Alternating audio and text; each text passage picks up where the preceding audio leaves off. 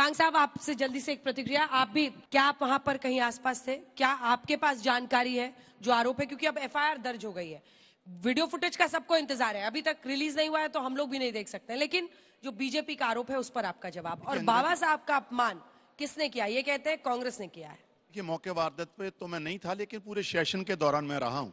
देखिए, आज चाहे मैं लोकसभा में हूं, चाहे सुधांशु जी राज्यसभा में हों, हम सब लोग देश की सबसे बड़ी पंचायत में सिर्फ इसलिए हैं कि बाबा साहब ने इस देश को संविधान दिया है। और संविधान के 75 साल की चर्चा में देश के गृह मंत्री, फ्लोर ऑफ द हाउस, अगर बाबा साहब अंबेडकर का अपमान करेंगे तो ये देश सहन नहीं करेगा। और ये पहली बार नहीं हुआ अंजना जी। जब किसी क्राइम को साबित करना होता है तो कोरिलेट करना होता है घटनाओं को। मैं बता दूं, 26 नवंबर 1949 को संविधान होंद में आता है और 30 नवंबर को, जैसा जिक्र किया सुधांशु जी ने, आरएसएस के उस समय के चीफ गुरु गोलवलकर जी ऐतराज जताते हैं। पंच जन इनका एक मैगजीन है और उसमें कहा जाता है कि संविधान जो है आरएसएस की तरफ से ये कलंक है। उसके बाद बाबा साहब के पुतले जलाए जाते हैं। 1997 में अरुण शौरी जी, जो 97 से लेकर 2010 तक भाजपा की तरफ से राज्यसभा मेंबर रहे, उन्होंने एक किताब लिखी वर्शिपिंग फॉल्स गाइड, और उसके बाद उनको राज्यसभा मिला और उसमें तमाम उन्होंने अंबेडकर जी से लेकर तमाम संविधान को लेकर वो अपशब्द बोले जो यहां बोले भी नहीं जा सकते। तीसरा, 2015 में आरएसएस के जो चीफ हैं मोहन भागवत जी, वो कहते हैं आरक्षण पे समीक्षा होनी चाहिए, आरक्षण खत्म होना चाहिए। तो ये एक बार नहीं हुआ। आज जब देश की सबसे बड़ी पंचायत में चर्चा हो रही है 75 साल बाद, तो गुणगान होना चाहिए थे बाबा साहब का।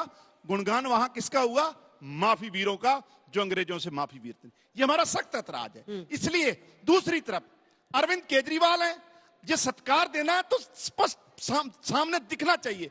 एकमात्र सरकार है देश में आम आदमी पार्टी की जिसने सत्ता में आते ये कंपलसरी किया, ये इंश्योर किया कि हर एक सरकारी दफ्तर में बाबा साहब अंबेडकर का और शहीद आजम का फोटो होगा। पंजाब में भी है और महात्मा गांधी की फोटो हटा दी। फिर पहली सरकार है केजरीवाल की जिसने बाबा साहब की फोटो लगाई, सम्मान दिया, हम स्वागत करते हैं। लेकिन पहली सरकार है केजरीवाल की जिसने हिंदुस्तान में किसी भी कार्यालय से बापू की फोटो, महात्मा गांधी की फोटो हटाई। उनको माफी मांगनी चाहिए देश से। इस पर एक जवाब कांग साहब। ऐसा है की फोटो क्यों हटाई आप जरा इसका उत्तर दीजिए। मैं समझ सकता हूं कांग्रेस की परेशानी हो सकती है, कांग्रेस की होना क्या था यही फिर गया। आज जो देश में लोकतंत्र मजबूत हुआ है, संविधान आया, लोगों को अधिकार मिले, गरीबों को, दलितों को, अल्पसंख्यकों को, वो बाबा साहब के कर्म है। गौतम जी, आपके एक दलित मंत्री थे, वो बौद्ध धर्म अपनाए, फिर आप लोगों ने हटा दिया उनको मंत्रिमंडल से। किसको? आपके मंत्री हैं गौतम जी। नहीं, मुझे नहीं लगता जिस किसी मंत्री पे, पंजाब में भी जिस मंत्री पे आरोप लगे, पंजाब में अरविंद केजरीवाल जी ने मुख्यमंत्री बनाएंगे। देखिए, पंजाब में दलित मुख्यमंत्री नहीं बोलता, काइंडली आप बड़े हैं, आप बड़े हैं। जिस पे करप्शन के चार्ज लगेंगे अरविंद केजरीवाल जी ने बख्शा नहीं है। अरे चाहे पंजाब हो, पंजाब के अंदर दो हाई कोर्ट से करप्शन को लेकर हम कंप्रोमाइज नहीं करते। ये बड़ा स्पष्ट एजेंडा है हमारा। और मुझे केवल ये बता दीजिए, स्पष्ट है। पंजाब में आपने बड़ा चिल्ला कर कहा था कि हमारी सरकार आएगी तो दलित उप मुख्यमंत्री बनाएंगे। कब बनाएंगे? देखिए, बताइए। पंजाब में 95 सीट है आम आदमी पार्टी के पास। अभी आपने देखा बाई इलेक्शन हुए, उसका नहीं है। आप 4 में से 95 होने के बाद भी दलित मुख्यमंत्री क्यों नहीं है? हमने तो दलित मुख्यमंत्री बनाया पंजाब के अंदर। से बात करते दिल्ली की लड़ाई होने वाली है, चुनाव करीब है, इसीलिए उसकी सिंगुगाहट आप देख रहे हैं। राजेंद्र पाल गौतम आपके मंत्री थे जिनको आपने हटाया था, दलित मंत्री थे वो। जल्दी से आप जवाब दीजिए, पहले ये बताते हुए कि एनडीए के साथी तो आप हैं, लेकिन जिस तरह से ये लोग गृह मंत्री को उस बयान पर घेर रहे हैं, क्या आप उस बयान के साथ खड़े हैं? देखिए, सो कॉल्ड इंडिया गठबंधन आपस में टूट गया और फट गया और बिखर गया, जो देखने को मिल रहा है। आप दूसरा, बीच में नहीं, शर्मा जी बीच में नहीं, मेरी बात का जवाब नहीं है आपके पास, मेरी बात का जवाब नहीं है आपको बोलने नहीं दूंगा भाई, मेरी बात का जवाब नहीं है आपके पास। अरे फिर आपके बीच में बोलने नहीं दूंगा आपके पास, मेरी बात का जवाब नहीं है। आपके प्रवक्ता ने कहा है कि अमित शाह को माफी मांगनी चाहिए।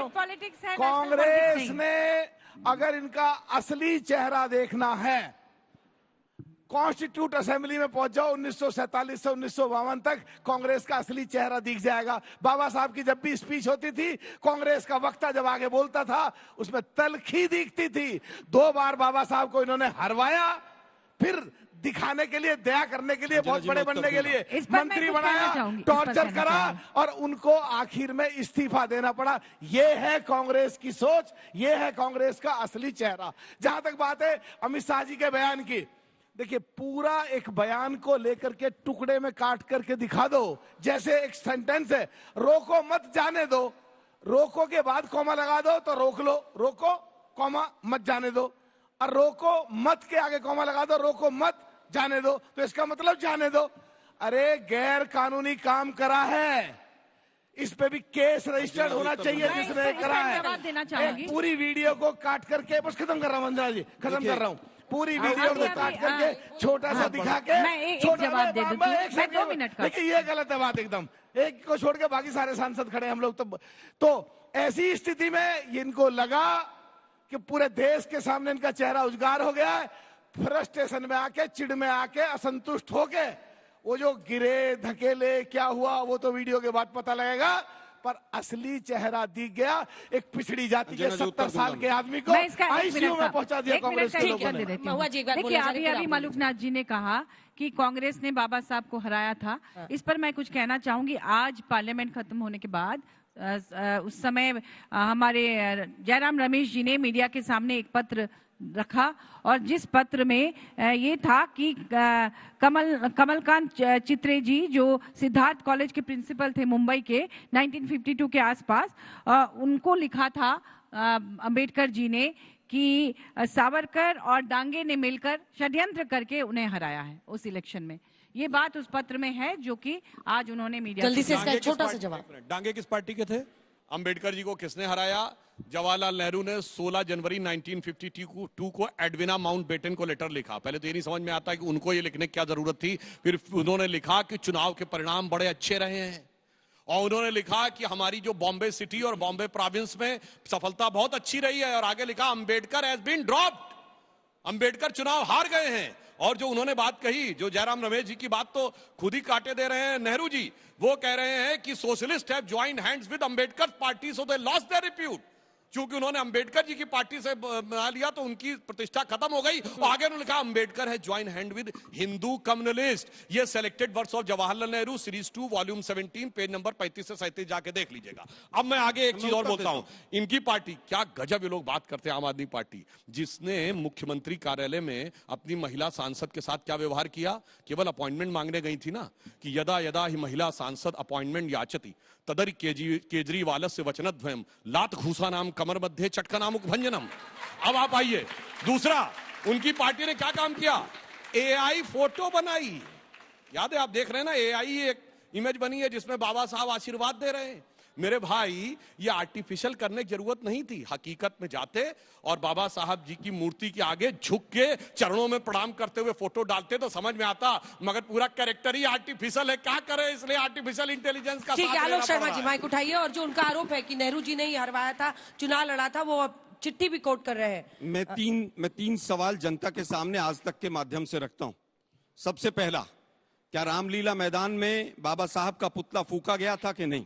सोर्स। दूसरा सवाल, अब सोर्स की बात, अब यहाँ आपको जनरल नॉलेज का नहीं है, तमाम फोटोग्राफ गूगल कर लीजिए आप। अब वापस आते हैं। दूसरी चीज, हंसने का भी विषय नहीं और तालियां बजवाने का भी नहीं।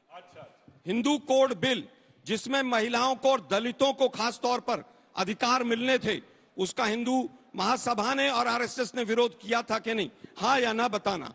तीसरा सवाल मेरा सीधा एक मिनट सुनिए ना भाई, आप भी क्या बोलोगे? आप पहले अपने घर में तय कर, बीच में बोलोगे तो ऐसे ही करूंगा। सुनिए भाई, आपका अपने घर में तय कर लीजिए कि आप लोग, आपका जो प्रवक्ता है, आपका ऑफिशियल प्रवक्ता कह रहा है कि अमित शाह जी को माफी मांगनी चाहिए, क्या ये सच है कि नहीं? हाँ या ना? हाँ या ना? मेरे पास वीडियो में अभी चला दूं। आपसे कह रहे हैं वो, हाँ या ना? क्या आपके ऑफिशियल प्रवक्ता ने आज कहा कि नहीं अमित शाह से माफी मांगनी, अमित शाह जी को माफी मांगनी चाहिए? हाँ या ना? हाँ या ना? मुझे पूरी जानकारी नहीं है। देखिए, पर आप झूठ बोल रहे हैं या सच बोल रहे हैं मुझे नहीं पता। कहीं फिल्म काट के दिखाइए, ऐसे ही तो झूठ नहीं बोल रहे हैं।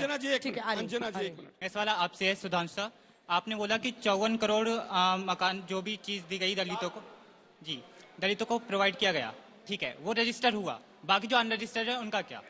उसके लिए कहा गया है 7 करोड़ होंगे। अरे भाई, बुलडोजर से कितने गिराए जरा ये भी बता दीजिए। बिल्कुल नहीं, बुलडोजर से कितने गिराए हैं वो भी बता दीजिए संख्या। संख्या वो 17 लाख से ज्यादा है। Hello, I am Toshu Diwakar. मेरा सवाल ये है कि पार्लियामेंट देश की वो जगह है जहां से पूरा देश चलता है, वहां पर अगर हिंसा जैसी चीजें हो रही है तो क्या एग्जाम्पल आप देश के लिए सेट कर रहे हैं? प्लस बहुत सारे मुद्दे हैं जिस पर आप बात कर सकते हो, लेकिन आपको हिंदू मुस्लिम से, कभी अडानी अम्बेडकर से फुर्सत नहीं है। जनता के विकास के बारे में आप कब बात? जोर से ताली बजाइए, जोर से। बिल्कुल। और मैं एक और बात कह दूं, एक साथ जवाब लेंगे। इस पर मैं कुछ कहना चाहूंगी, इसका जवाब मैं दूंगी। मेरा क्वेश्चन ये है कि पार्लियामेंट में कल जो क्योनियान सांसद है उनके साथ जिस तरह का बर्ताव किया गया, उन्होंने स्टेटमेंट दिया कि आई एम नॉट कंफर्टेबल। तो जब संसद में इस तरह हमारी महिलाओं के साथ हो रहा है तो क्या देश में हमारी महिलाएं सुरक्षित हैं? आलोक शर्मा जी जवाब दीजिए। पहले सवाल का मैं जवाब मैं उत्तर दे देता हूँ।